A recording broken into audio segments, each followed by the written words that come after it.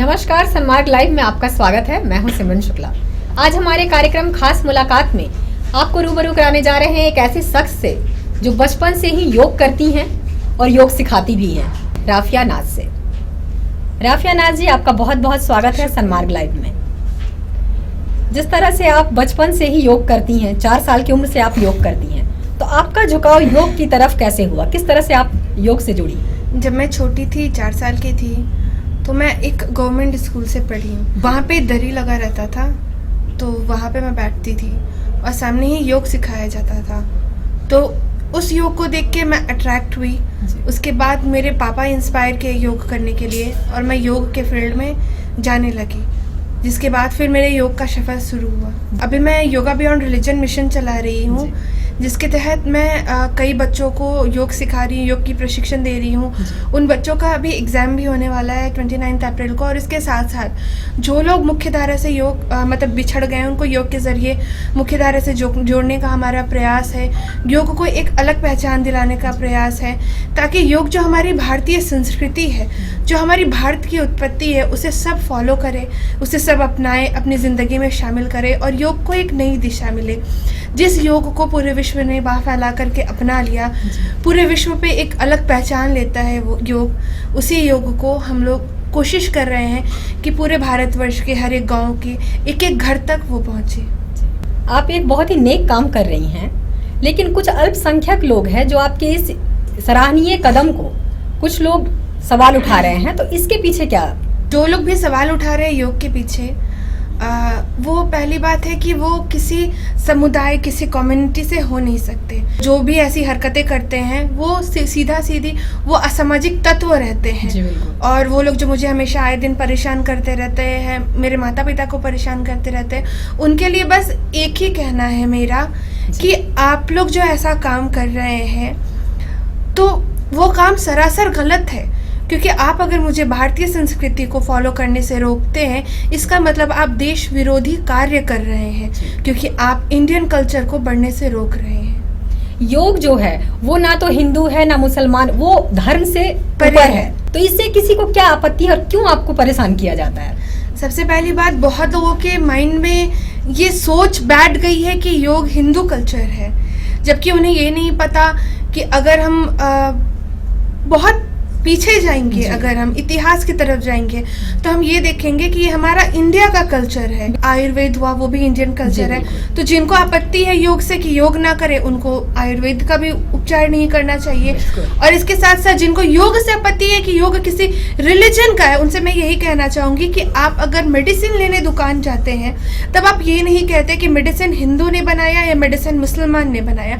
आप मेडिसिन लेते हैं खुद को स्वस्थ रखने के लिए। उसी तरीके से अगर आप चाहते हैं अपनी ज़िंदगी को स्वस्थ रखना, आप खुद को स्वस्थ रखना चाहते हैं, तो आप योग ज़रूर करें, क्योंकि सबसे बड़ा धर्म इंसानियत का धर्म होता है। आप अगर धर्म के नाते नहीं करते हैं, तो आप इंसानियत के नाते तो योग करें, क्योंकि आप महंगी महंगी दवाइयों के पीछे तो भाग रहे हैं। देखेंगे कि पूरे विश्व ने योग को बाह फैलाकर अपना लिया, पर ये अफसोस होता है मुझे कहते हुए कि हमारे ही भारतवर्ष में योग को लेकर के धर्म रूपी वायरस ने जकड़ लिया है लोगों को। ना मैं नेत्री हूँ, ना मैं समाज सेविका, मैं एक युवा सोच हूँ जिसको दबाने की कोशिश की जाती है।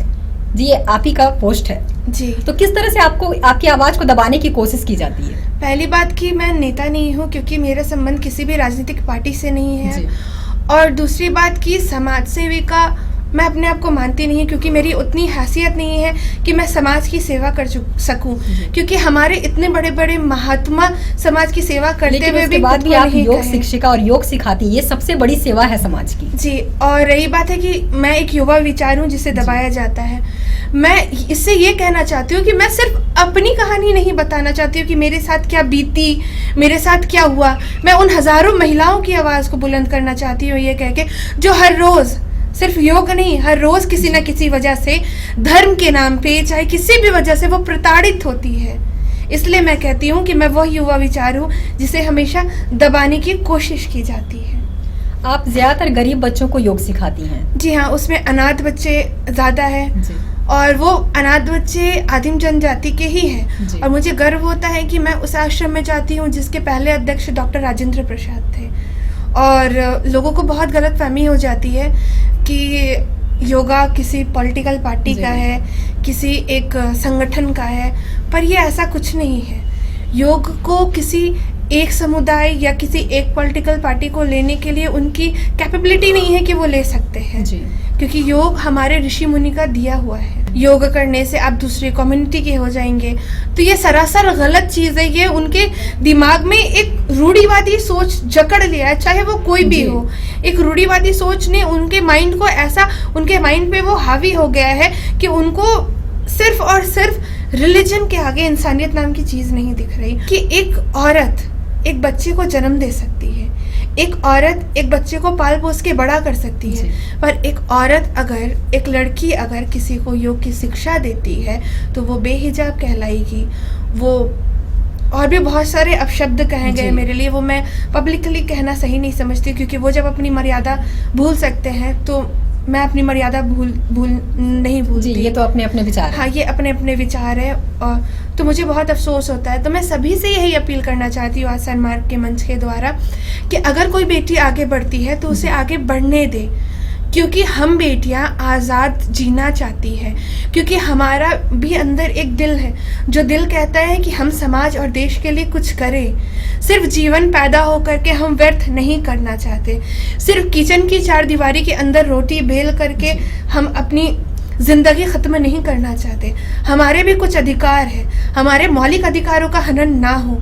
मैं सभी से यही अपील करना चाहती हूँ क्योंकि इस देश के संविधान से बड़ा कोई नहीं है।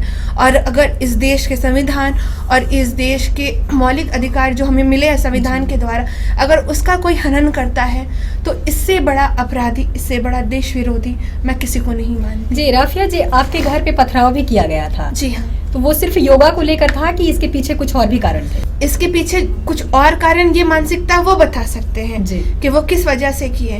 रात में करीबन 3 बार मेरे घर पे छत के ऊपर भी पत्थर फेंके गए, ठीक है। जिसके बाद फिर पुलिस आई, पुलिस ने देखा। उसके बाद ये तो नॉर्मल है, ये नॉर्मल चीज़ है मेरे लिए। जी, आपने सीएम को लेटर लिखा है कि या तो मेरी असामाजिक तत्वों से रक्षा करे या तो मुझे मौत की इजाज़त दे। तो आपने किस हद तक परेशान होकर ये लेटर लिखा उन्हें? सबसे पहली बात कि कई सालों से परेशानी चल रही है जी। 1 साल से मुझे सुरक्षा मुहैया करवाई गई, 2 अंगरक्षक मुहैया करवाए गए, जिस वजह से मैं मानती हूँ कि मैं अभी तक जिंदा भी हूँ। वरना आप सोचिए, जब अंगरक्षक रहते हुए लोग इतने हावी है, अंगरक्षक नहीं रहते तो मुझे जान से ही मार दिया जाता। तो इसके लिए मैं पुलिस, गवर्नमेंट सबकी थैंकफुल हमेशा रहूँगी। पर मैंने ये लेटर इसलिए लिखा क्योंकि सोशल मीडिया पे मेरे फ़ोटो को गंदा करके अपलोड कर दिया जाता है, मेरे फ़ोटो को एडिट करके अपलोड कर दिया जाता है, मेरे बहुत सारी गंदी चीज़ें मुझे कही जाती है। आपने इन सब के खिलाफ कभी कंप्लेन नहीं की? वही मैं बोल रही हूँ, उसके खिलाफ मैं FIR की। जिस फ़ोन नंबर से मुझे धमकी गालियाँ आती है वो नंबर मैंने दिया, पर अफसोस है कि हमारा सिस्टम इतना स्लो है कि इंसान मर जाएगा उसके बाद इंसाफ मिलेगा। आज तक एक भी अपराधी पकड़े नहीं गए, जिस वजह से उन अपराधियों का मनोबल आए दिन बढ़ता जा रहा है। तो एक परेशानी, क्योंकि देखिए हमारे भारतवर्ष में आत्महत्या गैर कानूनी है। बिल्कुल। जब मैं इंडिया को मानती हूँ, अपने भारतीय संस्कृति को, अपने भारतवर्ष को अपना धर्म, अपने भारत के संविधान को अपना मतलब धर्म ग्रंथ मानती हूँ, धार्मिक ग्रंथ मानती हूँ, तो फिर मैं कैसे आत्महत्या कर सकती हूँ? और हमारे इस्लाम में भी आत्महत्या करना गुनाह है, तो मैं गुनाह तो कर नहीं सकती। तो इससे अच्छा, दुश्मनों के हाथ से मरने से अच्छा, जो हर समय ये मेरे सर पे खौफ मंडराता रहता है कि कब कौन आकर के मार देगा, कब कौन, जबकि मेरी गलती इतना है कि मैं योग करती हूँ। पापा कभी भी मेरे बोले हैं कि इंसान रास्ता तभी बदलता है जब वो हार जाता है। जी बिल्कुल। और अगर जो काम गलत रहता है उसको हमें छोड़ना पड़ता है। तो सिंपल सी बात है ना, मैं कोई गलत काम कर रही हूँ जो ये काम को छोड़ूंगी। और रही बात, मरना तो सबको एक दिन है ही, तो वो आज मारे मुझे, कल मारे मुझे, पर इतना तो है ना कि अगर मैं मरती हूँ तो मेरे बाद जो हजारों राफिया पैदा हो जाएंगी, उनको नहीं मार पाएंगे वो लोग। आप सन्मार्ग लाइव के माध्यम से हमारी सरकार को या फिर समाज को क्या मैसेज देना चाहेंगे? सरकार और समाज को, सबसे पहले मैं समाज को मैसेज देना चाहूँगी कि अगर बेटियां आगे आती हैं, जो भी उनके साथ अत्याचार हो रहा है, वो गलत हो रहा है, उनके खिलाफ अगर आवाज़ उठाती है बेटियां, तो क्या कहा जाता है? देखो ना, वो सामने आकर के बोल रही है, क्या बदचलन बेटी है, माँ बाप ने क्या संस्कार दिया था, कितना बोलती है, इस तरह के बहुत कुछ कहा जाता है। और जब बेटियां सामने नहीं आती है, डर के एक कमरे में बंद रहती है, तब क्या कहा जाता है, मुंह में ताला जड़ा हुआ था जो नहीं आई सामने। तो मैं सारे समाज के लोगों से एक अपील करना चाहती हूँ कि आप लोगों से मेरी विनम्र अनुरोध है कि बेटियों का साथ दें, क्योंकि बेटियों की वजह से ही आज ये समाज है और बेटियों की वजह से ही आज आप है। क्योंकि अगर बेटियां नहीं रहती तो ये सृष्टि ही नहीं पैदा होती। क्योंकि आप बेटियों को कभी मरियम के रूप में जानते हैं, कभी आप खतीजा के रूप में जानते हैं, कभी आप सीता के रूप में जानते हैं। तो बेटियों को कभी ना दबाएं। और सरकार से यही अपील करना चाहती हूँ कि सिस्टम जो हमारा थोड़ा स्लो हो गया है, उस सिस्टम को फास्ट बनाया जाए। जो लोग, मेरे जैसे हजारों लोग होंगे जो इंसाफ की गुहार लगाते हैं, पर इंसाफ उनको मरने के बाद मिलता है, तो वो इंसाफ उसे जीते जी मिले। और जो भी आपराधिक गतिविधि करने वाले लोग रहते हैं, उनको कड़ी से कड़ी सजा दी जाए, ताकि जो आज मेरे साथ हो रहा है वो किसी और के साथ ना हो। और इंडियन गवर्नमेंट जो आज बेटी के साथ है, बेटी के साथ खड़ी है, उनसे मैं तो खासकर यही अपील करना चाहती हूँ कि हर बेटी सुरक्षित रहे। ऐसी आप पहल करें जिसके लिए मैं क्या, पूरा देश आपके लिए सदा आभारी रहेगा। जी बिल्कुल, बेटियों के बिना तो हम दुनिया की कल्पना ही नहीं कर सकते। जी। राफिया जी ने बहुत अच्छी बात कही कि बेटियों का सम्मान करें, बेटियों को आगे आने का मौका दें। तो आज के लिए बस इतना ही हमारे खास कार्यक्रम में। अगली बार फिर मुलाकात करेंगे किसी नए शख्स के साथ। हमें दीजिए इजाजत। नमस्कार।